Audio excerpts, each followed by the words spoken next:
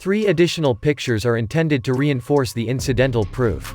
One is a picture of a supercharged motor that very closely resembles the Predator V8, its supercharger marked with Raptor rather than Shelby.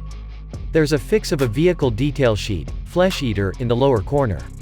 We're speculating, however, that appears to be a nice rededicating for a truck rendition of the Predator motor, particularly one that will chase T-Rexes.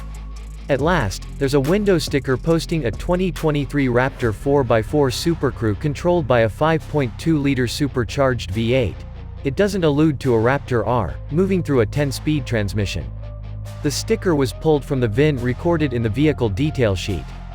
The main hardware contrasts between this Monroney and that for a Momentum Raptor with the 3.5-liter EcoBoost V6 is Recaro black leather seats rather than the non-exclusive black leather seats, and the change from a GVW-R of 7,150 pounds to 7,450 pounds. The truck depicted in the sticker additionally accompanies the 37-inch tires and 17-inch manufactured wheels. Gossip says to expect around 750 torque, 10 horses down on the GT500, however 48 up on the TRX, assuming that is the last number.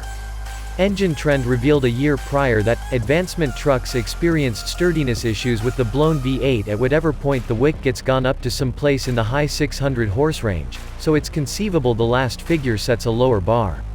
The MT report considered on the choice of the Raptor R emerging with less power than the TRX, the Ford utilizing its better hardware and tech specs than outshine the Ram. Assuming all works out positively for the world, this fall we'll find out.